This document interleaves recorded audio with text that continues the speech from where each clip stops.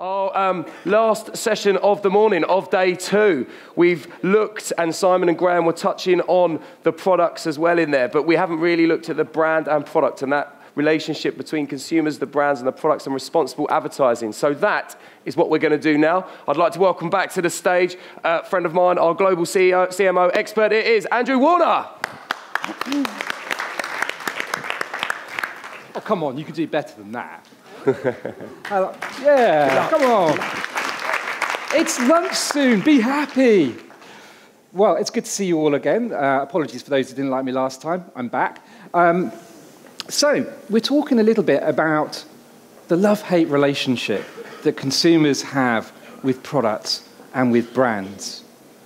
And I guess this has been a bit of a hot topic recently in a lot of the trade media. And I'm sure many of you have heard of Mark Ritson. He's a pretty controversial marketing professor. Well, I think he probably summed up quite well how polarized this debate has become, because he talks about how brands have become so obsessed with, and he puts this in quotes, millennials, who are looking for much more of an experience than just a brand, that they've climbed this benefits ladder and they've gone past product benefits, past emotional benefits, up to the very top of this ladder, and then dive like a swallow into a sea of bullshit below. And I guess you can kind of understand the cynicism that consumers have when you've got car manufacturers who have perhaps been slightly economical with the truth, shall we say, about their car emissions. When you've got, quite recently, Pret A Manger, a food brand in the UK, who've majored on their food being natural, recently having to admit that actually it's kind of natural, but they've shoved in a few additives to improve profit margins. And it seems that the debate has become polarized between this view that brand purpose is a great driver for growth. I guess Jim Stengel's The Power of Purpose is probably the book a lot of people would reference on that. And perhaps the sort of approach that Byron Sharp has talked more about, where actually, if you want to grow, really what you need to do is that you need to target consumers who aren't that loyal, who probably don't know your reasons to believe, and if they did, they probably wouldn't give a shit anyway. So is this all bullshit? I'm not so sure, because if you look back in the history of marketing, there have been some great companies, many of whom have endured the test of time, and we've got a couple of those here with us today, and that's largely because of their clarity of purpose. If you think about Unilever, they started about how hygiene was a right for everyone, how they want to make hygiene something that anyone could access. And that's a kind of higher purpose which has put them in good stead. So I've got 2 fantastic speakers who are going to be up here on the stage with me. First of all, will you welcome back to the stage Michele Oliver, Global Corporate and Brand Purpose Director at Mars. Come on.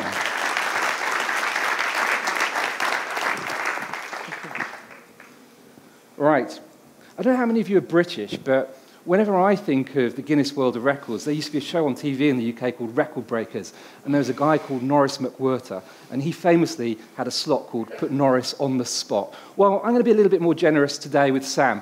Ladies and gentlemen, will you please welcome on stage Sam Fay, SVP, Global Brands at Guinness World Records. Hi, Sam. Welcome. Hello. Come have a seat. It's a very scary catwalk. It is a bit of a scary catwalk. It's a bit shiny as well. I'm glad I'm not wearing my leather-soled shoes, because it could turn into quite a nasty accident. And that wouldn't be on purpose. Right. Hello, guys. Hello. Lovely to chat to you. So, this whole world of responsible advertising, I mean, the topic's about advertising. I kind of wonder if this goes a little bit beyond just communications. I'm going to start with you, Mitch. I mean, obviously, it's your new job. I know. So you should be, if anyone can help people understand why this is important, you can. But of course, you work for a big company. Yep. It's growth orientated. Yep. You make sugary products, which yes. maybe makes children a little bit on the fat side sometimes, if they eat too many, you know. You're going straight in there, aren't you? Okay. Well, how do you equate, I mean, for a big company, it's about growth, it's about profit.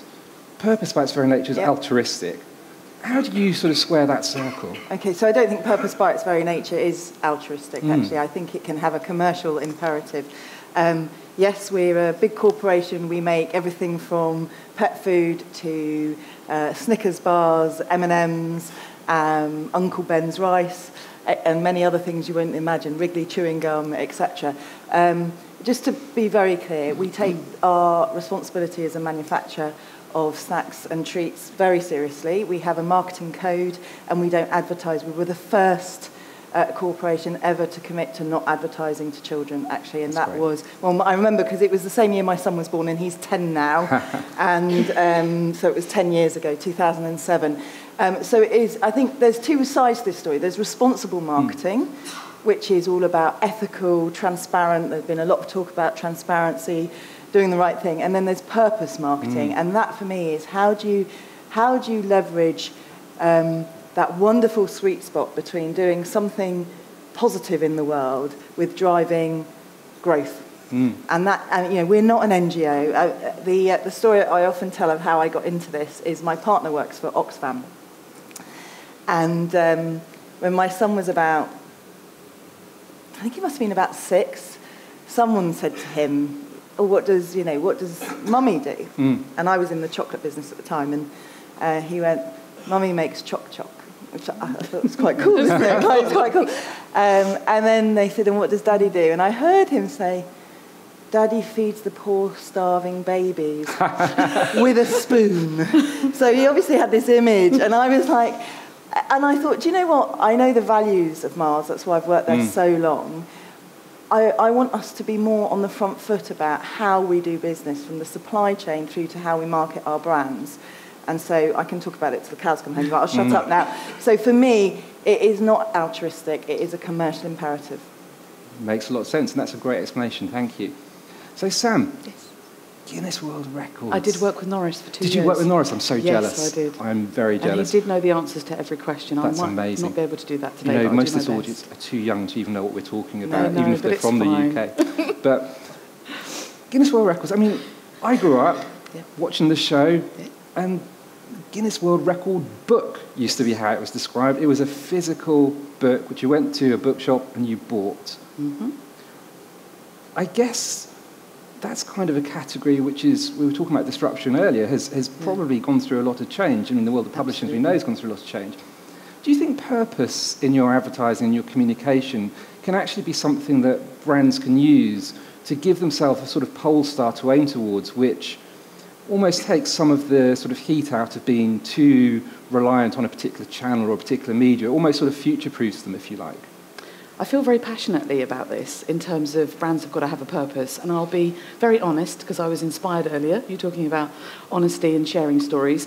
You know, literally for 60 years, we made a book, one book, 256 pages, and full colour, and made a fantastic product. And our purpose was, let's make a great product for kids. Let's make a great book for kids.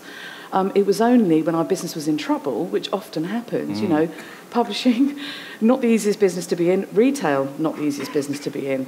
And so we were very brave. We looked inside ourselves as a company, and I spoke to the kids that love our book, the leadership team, talked to our customers, talked to parents, talked to everyone, and said, you know, what's Guinness World Records here for? And I can talk about some other brands as well, because we work with a lot of them.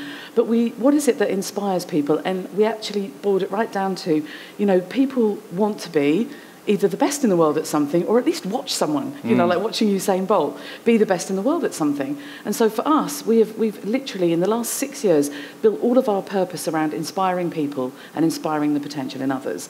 And I think that's kind of what's future-proofed us as a brand. Because I have to be honest with you, selling books is only going one way. Yeah. So in terms of, you know, engaging with people and trying to find out what they want to be the best in the world at, or, you know, working with brands in terms of record breaking, that's the way to future-proof us. And if I spoke to quite a lot of people last night in terms of telling stories, you know, and being authentic about that, you know, if we get angry about fake news, fake purpose, I think is even worse than that. So that's a really interesting thing. I mean, this authenticity piece, I think, seems to be kind of at the heart of a lot of this. I'm going to pose this question to both of you because I'm kind of curious about it myself. I mean, I've been a client-side marketeer in a global role, and often we spend a lot of time in sort of very, you know, worthy, mindful sessions where we're kind of trying to boil down the purpose of our business. We come up with something, and then we find that, you know, the big companies, even though we had good intentions, someone somewhere in the world does something bad. The story spreads very quickly on social media. How do you guys view this sort of, if you like, maintenance of authenticity to ensure that you don't fall victim to accusations of false purpose? Nobody's perfect. No person, no corporation, no community. And if you put yourself out there as being perfect, then you're asking for trouble. Progress is a much better word. So a commitment to progress and getting better. And you have to, so what we do is we then, if we've set a purpose for a brand or a business, we then audit, actually, where have we got things that we're doing that we can celebrate because we're in line with that purpose, and where are we exposed, and what we're going to do about it, and how are we going to do about it. So I'll give you an example. When we made the Maltesers ads, which I keep banging on about, with women with disability, we then, it was brilliant. It was marketing leading the corporation, because then we go, what are our practices and policies like for employing people living with disability? You know, how inclusive are we in our job ads? And actually, I now sit on a business leaders group with government to talk about how we get more people living with disability into the workforce. But and we weren't perfect at all of it. Some of it we needed to improve on, but at least we're making progress. Absolutely. And I think that's so. But you can't go out without having kind of done your due diligence and genuinely looking celebrating your successes, but genuinely looking your vulnerabilities square on. And sometimes you need to get someone else to help you because you can't see it yourself, I think. I think that celebrating success things, or celebrating achievement, and we're kind of a platform for that. Gemma talked earlier about Hussein Manawar, who's an urban poet, and he was going to do the largest mental health lesson. And he said, can we make it into a record? And we have loads of, for anyone who's tried a record, we have loads of rules and regulations. And we said, if we can get, over 350 people, if we can measure it and we can create a platform for it. And he's one of the most inspirational people that I've met, along with a fantastic lady called Harnum, who, this might sound, a bit strange, but she is the youngest female with a full beard. And she was bullied at school for facial hair, and she tried to get rid of it. She did everything, it was kind of your nightmare. And then she was like, no. So she's grown out this tremendous beard, puts everyone in Shoreditch to shame, okay? And she came to the office, and we did this photo shoot, and she's 22, and she goes into schools, and she talks to young women about, don't believe in yourself. It doesn't matter if you think you've got something wrong with you. If I can walk in here with a full beard and inspire you. She actually, because we're on a catwalk, she took the catwalk at London Fashion Week last year and walked down to, rapturous applause. And I think it's about finding, what is your superpower, which I think you mentioned earlier. And we talk a lot about superpowers at Guinness World Records, because whether you're the tallest or the smallest or the fastest time to put together Mr. Potato Head, which is one of my son's favourites. He's not the record holder, although I'm kind of trying to train him and cheat a bit. But it's about the fact that he feels really great about himself when he can do something like that, because, he's not that great at his grades in school. It's about, celebrating those small moments, I think. That's cool. I mean, you've raised some great feedback there. There's a few questions which come to my mind immediately. I'll try and figure out which one to ask first. One of the things, when I hear both of you speaking very passionately on this subject, and you've both done fantastic things in this space, and you should be proud of what you do, but do you think it's important that if you are yourself trying to become that beacon in your organisation, if you like, that sort of person who is trying to direct that company to a higher purpose, that you yourself have to feel very passionately about your own personal sense of purpose and align that with your organisation, or do you think it's almost agnostic, that you can get too close? You touched on having to take a step back from the organisation. How do you feel about that dynamic? Yes.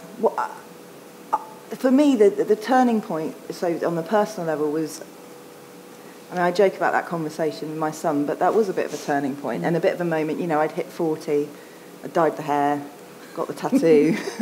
I thought, I better leave Mars. I've been there 20 years. I need to do something else. And then I thought, well, why can't I try and bring the stuff? So I was volunteering. I was doing stuff outside of work. Why don't I try and bring that meaning? I've got this massive job and platform. Why don't I try and bring that in to work? And it's been transformational in terms of how much I enjoy my job, in terms of my re-engagement with an organisation that's enabled me to follow my passion. And I've now got the world's most ridiculous job title, but it's the stuff I love doing. So I think it helps enormously. I mean, God, why would you want someone on purpose who didn't give a shit about purpose? What I don't think is that everyone needs to care about it in an organisation, and I don't think that every brand needs to be a purpose-driven brand at all. I think it would devalue it if it did. Every organisation needs to know what its purpose is. We define it as having a positive societal and environmental benefit that you can measure. So, but I think why wouldn't you put... The more we can marry people with their passions. And I mean, we met in the bar last night and never met you before, but you're so passionate about the job that you do and the people that you meet. I find that inspirational. So, well, it's mutual, but we're really lucky. I've been there for 15 years, and I think, oh my God, that sounds like such a long time. But I've got a chance to change something, and literally, you've got to be honest, we sell books. That's how we make a profit. But we have to look at ourselves and say, is that it? Is it just about the P&L? Can we make a difference to people? And one of my passions is, going into schools and talking about, we believe everyone's good at something. And so I talk to teachers and they say, you've got the kids that are special needs side and you've got the brilliant kids, but most children aren't really that brilliant at anything. But if you can go in and, I don't know, most Lego blocks stacked or, most M&Ms eaten with chopsticks, which is a Mars record, it sounds, maybe it sounds slightly trivial, but you give that child a sense of purpose. And I agree with you. You don't have, every company does not need to have a purpose. But for me to be able to, for example, I live in Blackheath, to go to the London Marathon and 88 people ran trying to break a Guinness World Record, which I was telling you last night. There's a woman who knits all the way around. And and she knits for 26.2 miles. And there's this fabulous lady called Sally Orange, obviously, fastest time to run the marathon dressed as a fruit. So she dressed as an orange, and it's that crazy, kind of, and it is addictive because you meet these people who, how do they think of this? We don't think of it. All we do is put it on Facebook or put it in our book or tell the stories about it. But I think there's a wonder in human nature that's really untapped potential. And if you're lucky enough in your job that you get to, very privileged, to be able to, go to your boss and say, hang on a minute, we need to do more than, sell chocolate and sell books. We need to actually make a difference to people. And I feel incredibly fortunate to be able to do that. It's really good. I guess one of the questions, and you both touched on it to a degree there, is if I think back to when I started working in marketing, we didn't really talk about purpose that much. We talked about companies having visions and missions, and we talked about brand positioning. And if I think about, I think of an example of a different type of company altogether, someone like Ryanair, for example. One of the things that's always impressed me about Ryanair, it can be a horrible customer experience for sure, but you're in no doubt that they are all about being the low-cost airline. Everything they do, the sort of fake PR stunts they do, everything is about focusing people's minds on the fact that Ryanair delivers low costs. Do you think sometimes we sort of get confused a little bit that sort of purpose has to be this big, lofty thing? Do we get confused about sort of visions and aspirations and positioning, and that's where some of this debate becomes a little bit more heated, or do you think they're different things altogether, sort of the idea of purpose and brand positioning? Do you know what? I've worked in marketing for a long time. I still don't really understand what purpose, vision, mission. So a purpose for me. So Ryanair, take that example. If it's about making travel accessible to everybody, that's a purpose. That's something that brings meaning, because what they're not trying to do is to make cheap flights. What they're trying to do is say, how do they make going on holiday abroad? I'm making this up. Going on holiday abroad, something that is, the vast majority of people can do, democratise it. That, I think, has real value and meaning. You can imagine that. So I think, and the idea of purpose is it should live at a level, it should last. You can't have a purpose for a year and then change your purpose the next year. So it has to have breadth and longevity, and it has to have depth. So you have to do stuff. That's the difference now. Like when I joined work, I didn't know that Mars made Twix bars or Snickers or M&Ms. I thought they just made Mars bars. And I went to a library at university and got a brochure out, and that was my information. Now, I just, put in my Google search Mars and who's the company, what's behind it. So brands and companies are much more what's the word I'm looking for? Intertwined. Intertwined, that's it, intertwined. And as a consequence, anything you do with your brand has to be substantiated in your organisation. And stuff you do in your organisation can be celebrated through your brand. And that's the new thing, I think, that's new. I'm really the worst person to talk to about, you need a strategy person about what it's all called. But that's the intent behind it, I think. Keeps a lot of consultants in business. Yes. What about yourself? How do you feel on this? Well, I think it's interesting what you say about marketing, because I've also been doing this for a very long time, and it was just the 4 Ps, right? Yeah. There was nothing more complicated, and because I think I do actually have strategy in my title now, which is great, because I'm still trying to work out exactly what that means. More money in the salary, hopefully. Well, what's the culture eat strategy for breakfast? And everyone in our company is operational. So if you're looking after strategy, your biggest challenge is actually to get people engaged about it. But for me, I always say strategy is just a plan. How do you get from A to B?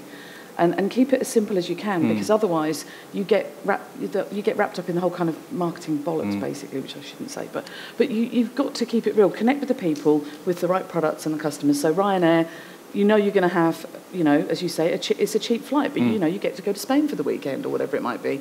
But as a company, I think, and I know I've already said it, but it's about being honest about what you are. Don't make up a purpose. Don't pretend to be something that you're not, because I think that they're the companies where it will really come back to bite them, because consumers aren't stupid. Like you said, you can look everything up.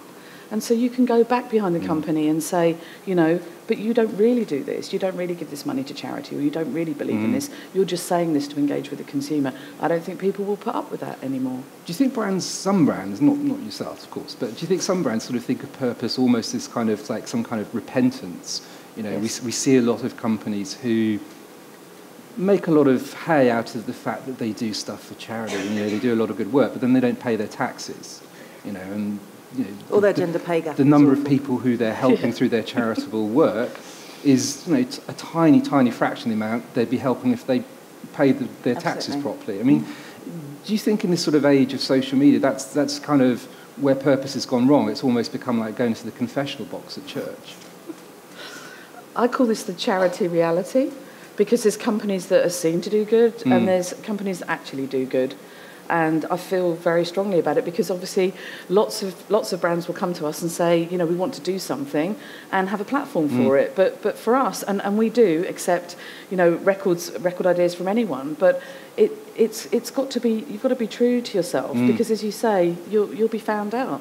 And I think you mentioned millennials at the beginning of your talk. And there's a fantastic statistic, isn't it? Sort of 82% of millennials won't buy from a company that doesn't have the right, the right ethics or the right commitment. I guess the flip side of that. It's a huge thing. I know, you're absolutely right. And I think although millennials is perhaps not a target audience, there is certainly a shift in sort of values that we see in younger people. But you talked about sort of how this is all transparent now, and sort of to bring it back to communication and responsible communication. The one thing I wonder is how you guys manage with communication that you're not in control of. And I'll give you an example. We've seen recently campaigns from McDonald's and from Lidl where, in the UK, I'm sure there's been ones in other markets, where they've actually started to take on some of the false perceptions that people have been spreading about them on social media, which have almost become reality because so many people have forwarded them. And this whole kind of type of communication where people find out, they suggest that perhaps McDonald's burgers aren't made with real beef. How do you sort of think about handling that in almost a way where sometimes you might have a great purpose, but there are people out there who perhaps are spreading stories about you, communication which isn't authentic about your brand? Yeah, so as soon as you put your head above the parapet, you're going to get shit. And you have to prepare yourself for it. The vocal minority will bring you down. We did a campaign on Snickers, a very, very small, it's like 50 grand on Snickers in the UK. The line on Snickers is "You're not you and you're hungry." So we did a thing about be yourself, and it was with Gay Star News talking about how friends can support friends to come out, and coming out stories and be yourself. It was a bit of an experiment. We tried something out. It got picked up in the US by the extreme Christian right, and it got to the family. Mars is a privately owned business, to the family, And we were, there was a petition going around to don't buy any Mars products because they're supporting this thing there. I don't care. But you have to prepare the organisation to not care. Yeah. You have to prepare them. We're doing this. This is what's going to happen. You're going to get people saying this. We're ready for that, and this is how we're going to react. So, you know, there was someone asked me, you know, what's the difference between being brave and just being reckless? Well, you can be brave. You have to be prepared. You know what the risks are, and you prepare. You know, you at least go into it with your eyes open. I think reckless is you just go into it with no idea. So I think that is the way to do it, to prepare yourselves for the backlash, and maybe sometimes to take it head on, and sometimes not. That's more of a external relations kind of question, actually.